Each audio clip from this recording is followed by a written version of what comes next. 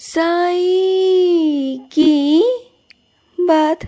बच्चे, मैं तुम्हारी तकदीर को ना बहुत जल्दी बदलने वाला हूँ मेरे बच्चे, बहुत जल्दी। तुम बिल्कुल चिंता मत करना। तेरा आने वाला कल बहुत सुनहरा, बहुत सुंदर होगा मेरे बच्चे। तो बिल्कुल चिंता मत करना। किसी की भी बातों में मत आना, किसी ज्योतिष विद्या के, किसी कुंडली के या किसी के भी मेरे बच्चे। तुम जानते हो अपने बाबा की शक्तियों को, तुम जानते हो अपने बाबा को कि अगर मैं देने पर आता हूँ ना तो फिर अपने बच्चों को देता ही देता हूँ। फिर मैं किसी की नहीं सुनता, फिर मैं किसी की नहीं मानता मेरे बच्चे। और तुझे बहुत लाभ होगा आगे चलकर, तुझे तेरे जीवन में बहुत लाभ मिलेगा मेरे बच्चे। और सुन, कभी कभी तुझे लगता है ना कि तेरे मन की नहीं हो रही, तेरे हिसाब से चीज़ें नहीं हो रही हैं, तो परेशान मत हो। तेरे हिसाब से भी एक दिन होगा, वो भी ऐसा होगा कि तुम हर तरीके से अपनी चला पाओगे, अपनी कर पाओगे, अपनी मनमानी कर सकोगे। क्योंकि मैं जानता हूँ मेरे बच्चे कि अभी कुछ मजबूरियाँ हैं, अभी कुछ चीज़ें हैं जहाँ तुम्हें दूसरों की सुननी पड़ती है, जहाँ तुम्हें रहना है ना वहाँ तुम्हें सुननी पड़ती है। लेकिन एक दिन ऐसे मुकाम पर पहुँचाऊँगा ना जहाँ से तुम्हें किसी की सुननी नहीं पड़ेगी, जहाँ सिर्फ और सिर्फ तुम आदेश दोगे और तुम्हारी मानी जाएगी। तुम देख लेना, जैसे पूरी दुनिया मेरा आदेश मानती है ना, वैसे ये दुनिया तुम्हारा भी आदेश मानेगी। ऐसी कुर्सी पर, ऐसे ओहदे पर तुम्हें बिठाऊंगा ना कि तुम देख लेना मेरे बच्चे। और सुनो, मुझे मालूम है कि तुम्हारे जो कानूनी कार्रवाई चल रही है उसे तुम बेहद परेशान हो, मुझे मालूम है। भागा दौड़ी तुम्हारी बहुत है, लोगों से बहुत परेशान हो चुके हो, झूठ से परेशान हो चुके हो, भाग रहे हो लोगों के बीच और सच का तो कुछ भी पता नहीं। सच को छुपाया जा रहा है, सच को दबाया जा रहा है हर बार झूठ फरेब से। लेकिन तुम चिंता मत करना, झूठ को चाहे जितना मर्जी छुपाने की कोशिश की जाए, कुछ भी हो जाए, लेकिन सच तो सामने आकर रहेगा मेरे बच्चे। सच को कोई नहीं छुपा सकता। झूठ की बहुत अल्प आयु होती है मेरे बच्चे। एक बात तुम ध्यान से जान लो, जो भी मुकदमा है ना, जो भी कुछ है, अंत में जीत तुम्हारी ही लिखी है। और जब भी तुम मुकदमे में जाया करो ना तो तुम एक काम किया करो, मेरे हाथ जोड़कर, मेरे आगे दिया जलाकर और मेरी उदी का आशीर्वाद लेकर जाया करो। उदी का टीका अपने माथे पर लगा के जाओ, इससे तुम्हें बहुत आशीर्वाद मिलेगा, हिम्मत मिलेगी और तुम्हारे रास्ते भी खुलेंगे मेरे बच्चे। ये करना शुरू कर दो। और तुम्हारे अच्छे कर्म हैं, मुझे मालूम है। हर कोई अपने कर्मों के कारण ही जीता है मेरे बच्चे, अपने कर्मों के कारण ही उसे फल की प्राप्ति होती है। और तुम्हारे कर्म अब अच्छे होते चले जा रहे हैं। पहले तुमने बहुत सारी गलतियाँ की, बहुत सारी, और ऐसा नहीं कि तुमने स्वीकार नहीं की, तुमने स्वीकार भी की, तुमने मेरे आगे जताई भी कहीं भी कि बाबा मैंने ये किया, मुझसे ये गलतियाँ हुई। तुमने माफ़ी भी मांगी मेरे बच्चे और मैंने तुम्हें माफ़ी भी दी है ना। और सुनो, तुम मुझसे मिलना चाहते हो ना, मैं तुमसे जल्द ही मिलूँगा मेरे बच्चे, मिलूँगा मंदिर के बाहर। जब तुम मंदिर आओगे ना, तुम्हें मेरे मंदिर के बाहर दर्शन हो जाएंगे मेरे बच्चे।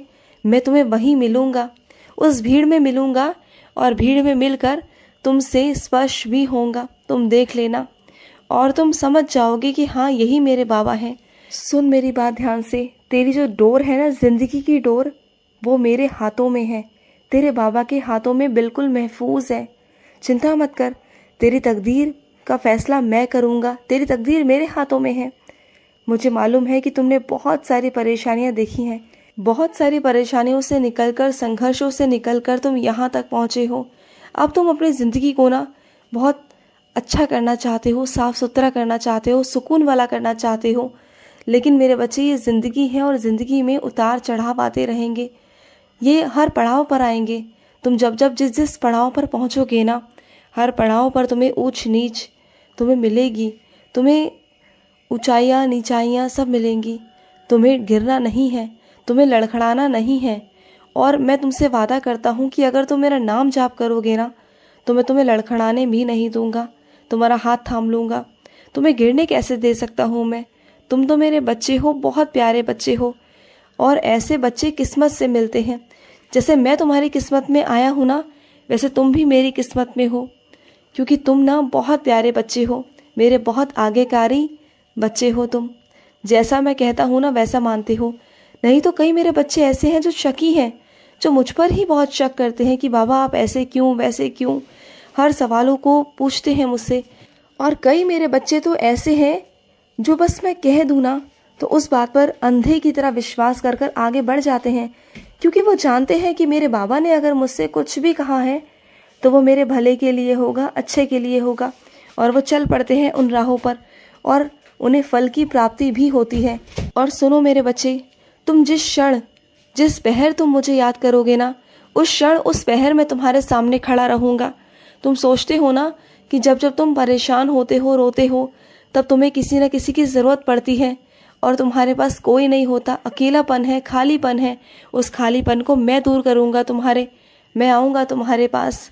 बस एक बार आंखें बंद करके ना कह देना साईं, एक बार कहना साईं आओ। मैं आऊँगा, मैं भागा दौड़ा चला आऊँगा मेरे बच्चे, मैं भागा आऊँगा। और सुनो, मैं अपने कुछ बच्चों से कहना चाहता हूँ कि तुम पहले मेरी काकड़ आरती करते थे, अब तुम काकड़ आरती नहीं कर पा रहे हो। क्यों मेरे बच्चे? तुमने इतनी अच्छी दिनचर्या बनाई थी सुबह उठने की, काकड़ आरती करने की, और तुम्हारे सारे काम भी हो जाते थे, याद आया? और आगे भी होंगे। तुम भरोसा तो करो, तुम दोबारा से उठना शुरू करो। देखो सकारात्मकता बहुत मिलती है मेरे बच्चे। जो मेरे बच्चे मेरी काकड़ आरती कर लेते हैं ना, उनके अंदर पूरे दिन सकारात्मकता बनी रहती है। और ये बात तुम अच्छे से जानते हो, तुमने अनुभव किया है मेरी लीलाओं को, मेरी भक्ति को मेरे बच्चे, तुमने अनुभव किया है मेरे बच्चे।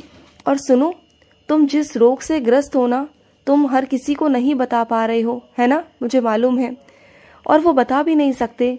तो तुम एक काम करो मेरे बच्चे, तुम ना उदी खाना शुरू करो, उदी खाना शुरू करो मेरी, या उदी जल में लेना शुरू करो। तुम देखो 1 महीने बाद ही ना तुम्हें उस बीमारी से छुटकारा मिल जाएगा और तुम्हें किसी से कुछ कहने की करने की ज़रूरत ही नहीं पड़ेगी।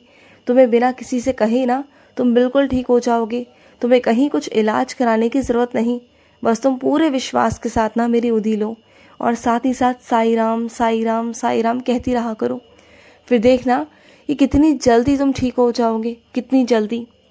और तुम्हें एक बात बताऊं मैं, तुम्हें ना बहुत जल्दी एक प्रस्ताव मिलेगा कहीं जाने का, वो भी अचानक से तुम जाओगे और वहाँ जाने के बाद ना तुम्हें बहुत अच्छा महसूस होगा और वहाँ जाकर तुम्हारी किसी से मुलाकात होगी और उस मुलाकात के ज़रिए ना बहुत आगे बढ़ोगे।